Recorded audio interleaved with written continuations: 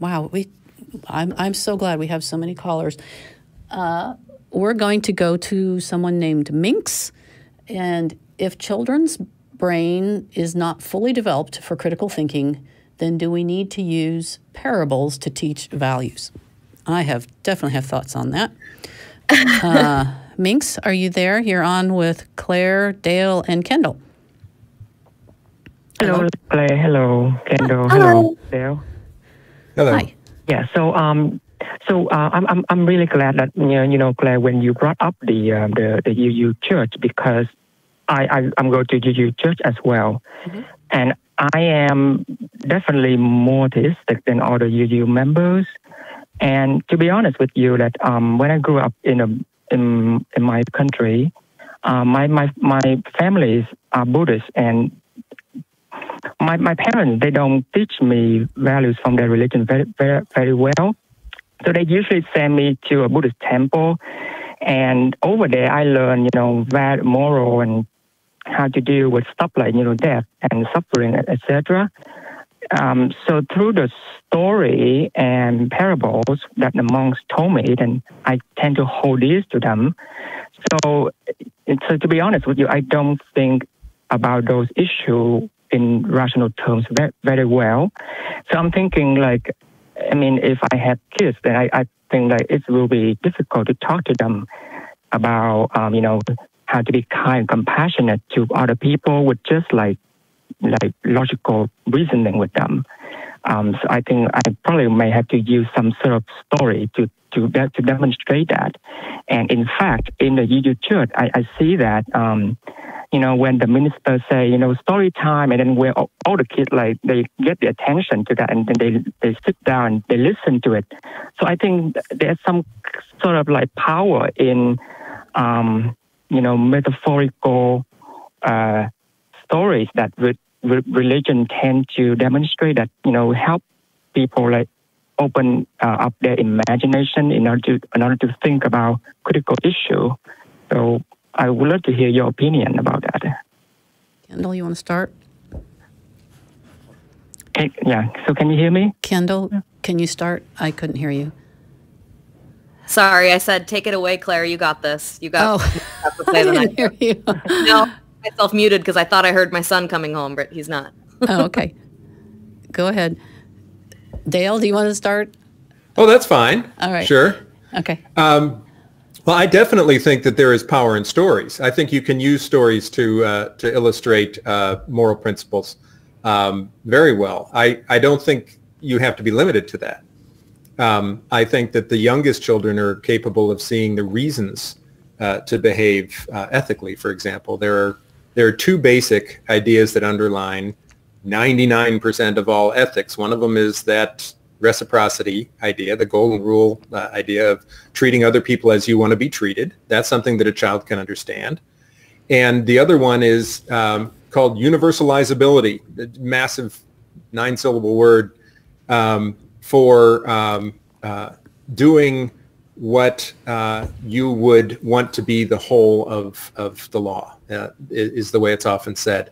What if everybody did this? The youngest child could understand that a certain action is not right if it's something that would make the world a bad place if everybody did it.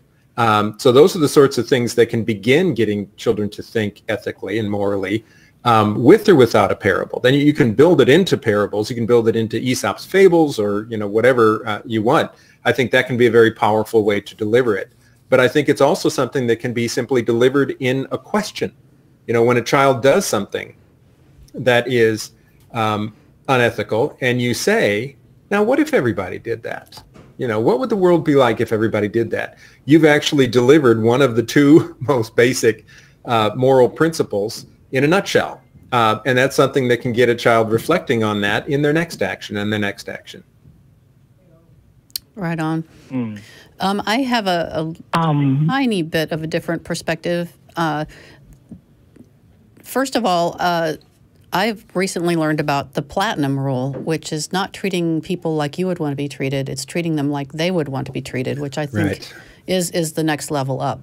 Because I may want to use binary pronouns, but if someone else wants to use non-binary pronouns, then by all means do that. That's not the golden rule. That would be the platinum rule.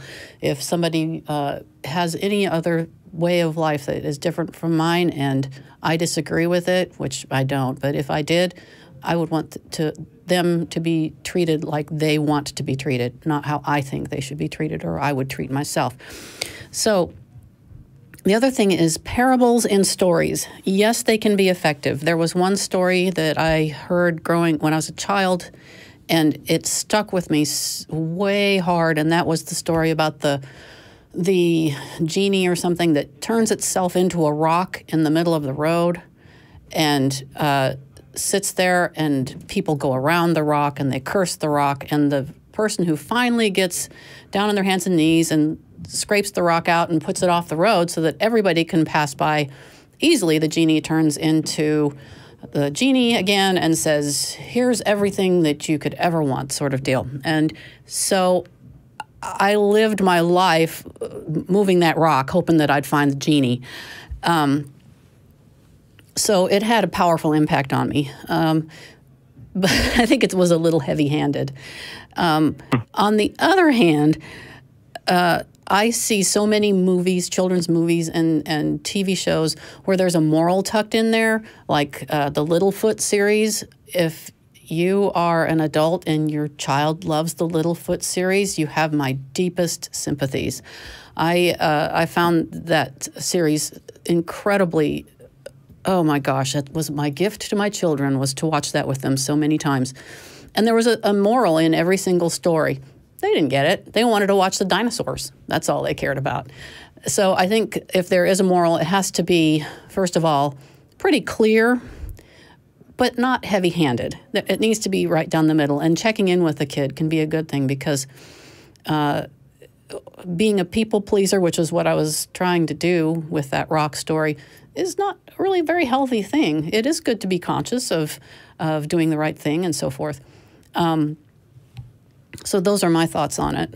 You had another thought, Minx? Yeah. So, I think like when they mentioned the questioning the children about like ethical issue. To be honest with you, when I live in Vietnam, my home country, my culture tends to be authoritarian when it comes to parenting. So it seems like children don't question very well. They tend to sort of agree with the parents say, but when like they tend to love to be around their grandparents, because grandparents don't usually, spank the grandchild. They tell the kid's story. And it seems like those things tend to stick with the kid if the grandparents do it correctly, like they instill the moral in the story to the children. And children tend to hold it dear, and then they grew up, to be a good person. And that similar thing that happened to me. So, I wonder, like, the questioning part, is this like, it depends on, the cultural context, or you think it's sort of like universal for every kid? Well, as for spanking, universally, it is absolutely not the best way to discipline ever. Study after study confirms this. People can grow up to be good people who were spanked. I was spanked, and I think I'm a pretty decent person. But it does more damage than good to the relationship, and it might get results in the short term, but in the long run, you can teach children much more effectively talking to them. Talking is the very best thing. But I don't think that's what you meant exactly. I just had to talk about spanking for a second there. Yeah.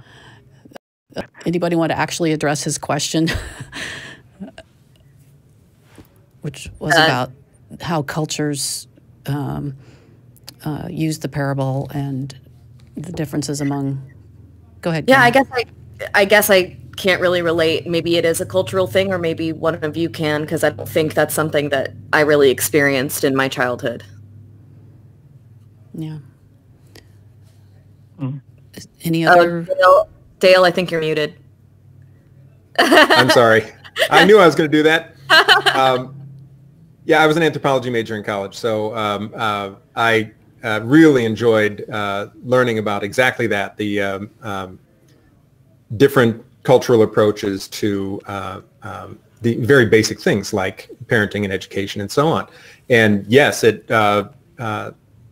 teaching by indirection, teaching by parable, teaching when a message is woven into a story rather than being overt is definitely a cultural difference.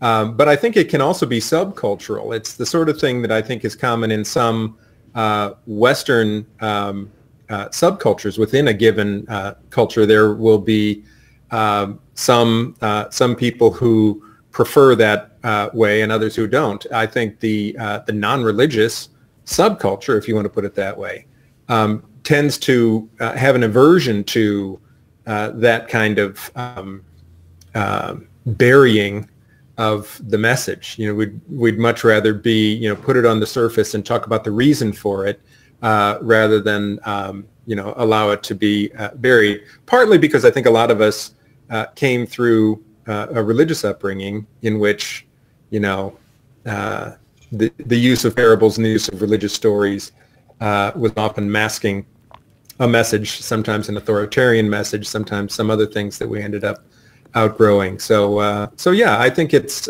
safe to say that it's one way or another, it's cultural. Well, the thing is that, I mean, I agree with you when it comes to, you know, sort of in the Christian culture we are in, then it tends to be authoritarian. So it's not really effective. I agree. But I mean, like in culture that is really old and is deep into, you know, storytelling. And I have yet seen like any sort of like scientifically based teaching, you know, values to kids just through by, you know, like science. But they talk through some kind of fables or metaphors. Like Claire, I'm sure that as a biologist, when you teach value to the children, you will not bring science into that, right? When you I do.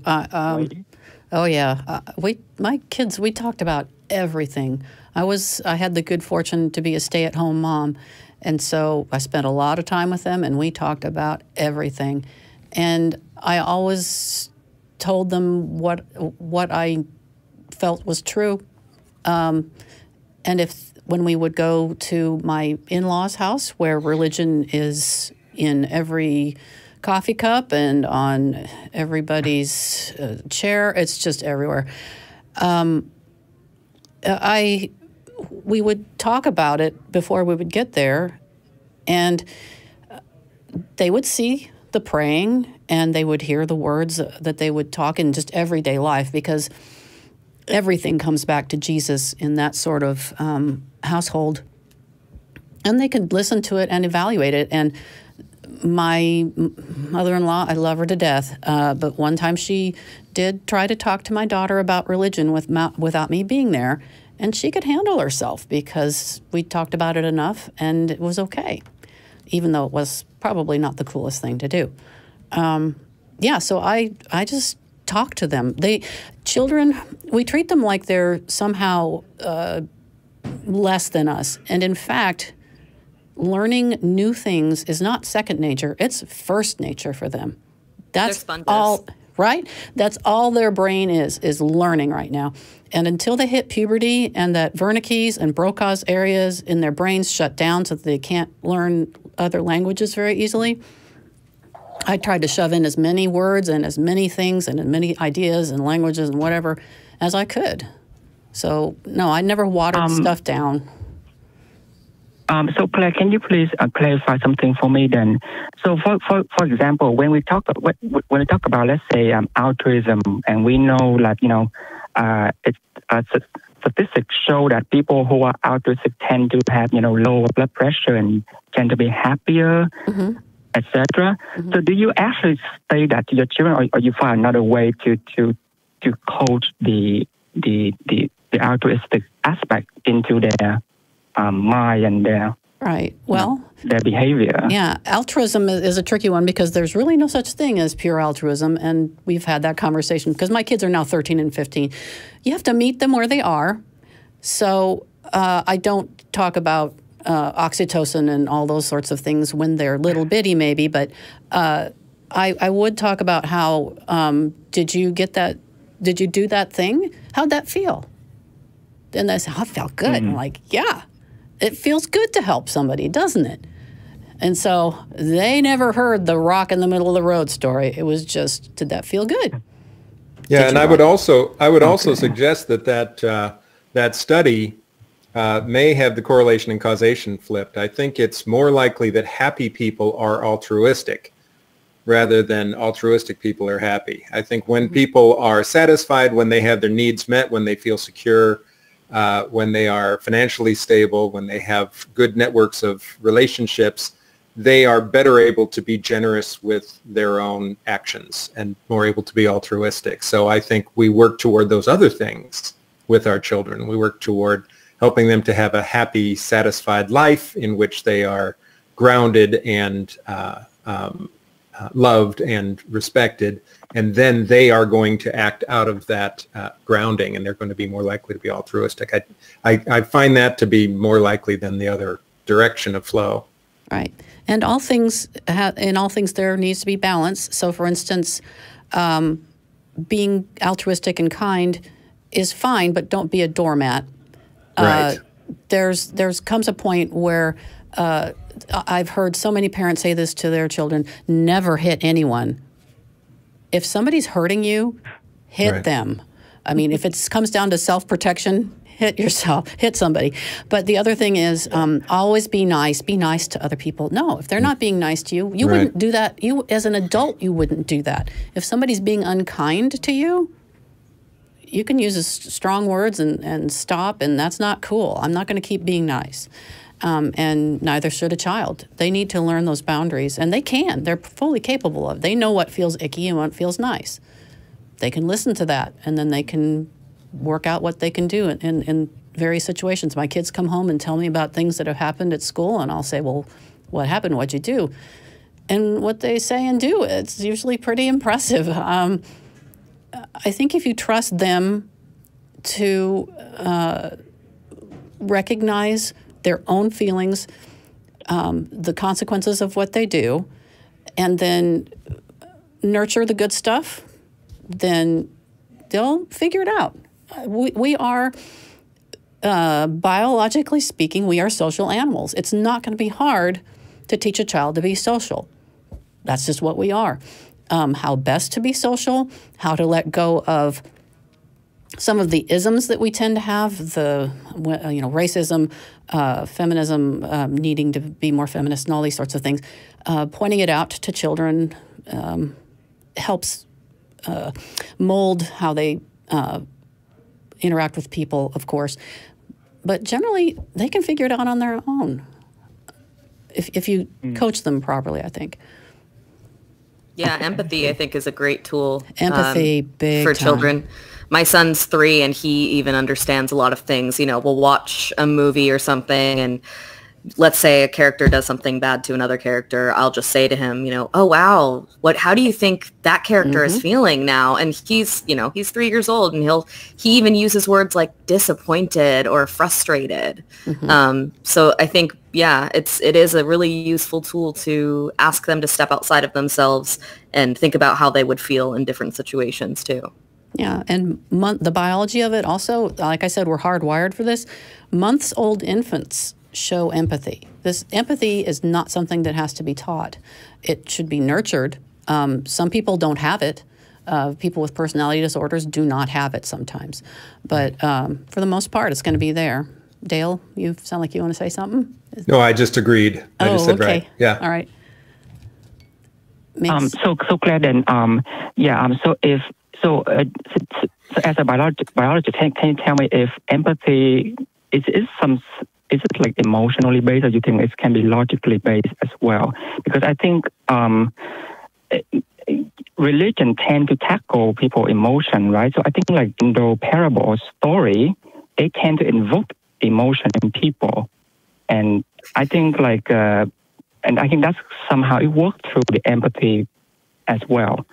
So I don't know. That's why I wonder if logical reasoning is enough, to nurture the empathy, or we somehow have to tap into the emotion of a kid in order to get them to think about, to have the feelings of empathy for people or animals or, The genes have to be there, and that's what it takes. So it is, there's a genetic basis for it. There's going to be some plasticity. Okay. And some people, like I said, lack it. However, I know of malignant narcissists who have somehow figured out that they were narcissistic and learned the behaviors that went along with empathy. They, just like studying a book or learning a language, learned how to be better human beings, learned how to be social. But it took effort because it's not in their wiring. But fortunately, the vast majority of us do have that empathy hardwired in there, and we have to. We have to be able to understand one another implicitly. And humans are not the only organism with this. Horses have theory of mind. They read human faces and know whether we're angry or happy. And they measure this using physiological responses of the horses. Of course, a lot of the other animals that everybody thinks of as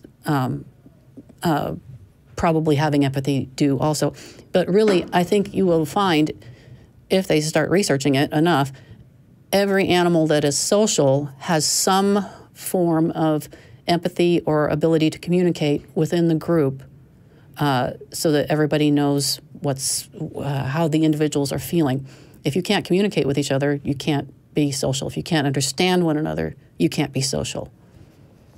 I also argue that if you're going to compare it to religious parables, I would say that those are driven by fear rather than empathy. So I don't really think there's a comparison there, personally. Yeah.